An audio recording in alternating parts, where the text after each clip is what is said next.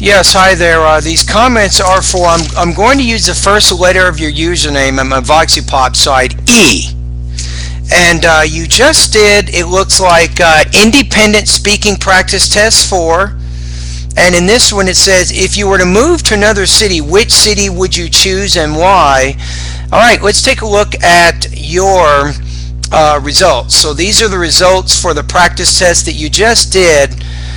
I'm not going to put you in the 3 range here, and I'll tell you why in just a minute.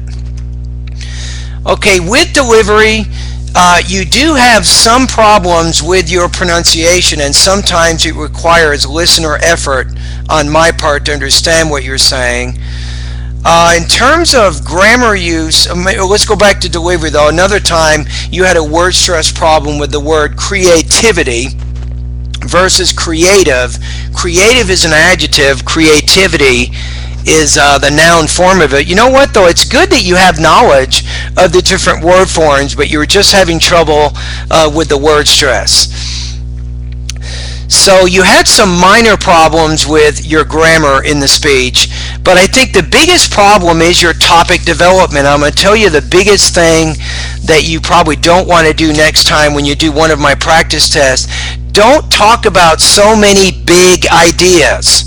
I mean, in your speech, you talked about the beautiful landscape, you talked about the weather, you talked about the people, you talked about the affordable housing, and a whole bunch of other things. That's too many big ideas. I mean, you don't have 5 or 10 minutes to develop details for all of these main points, E. So what do? So my advice is focus on maybe 2 key ideas, and then make sure you give specific details to support each of those key ideas. So you talked about how it's a beautiful city, you talked about how you like the weather, right? These were kind of 2 ideas. Just do that. Say something like, because the town is really beautiful and it has good weather, if I were to move to another city, I would move to, and I can't remember exactly the one that you said, I couldn't understand the pronunciation, but do you see what I'm saying? So my advice to you is limit your focus and make sure that you give good details to support those main ideas that you're using.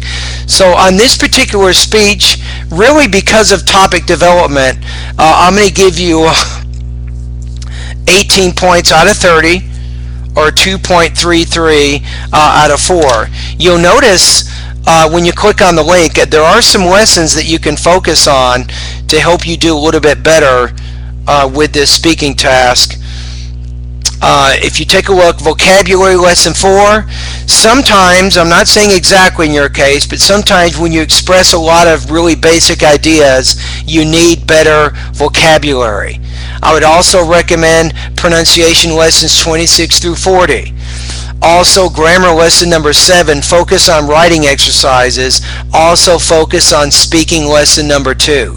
I think that those lessons would be really important to help you, to move you forward. Let's get you better than what you did right now. You can do much better than 18 points. Alrighty, anyway, thank you for doing the practice test, and good to hear from you.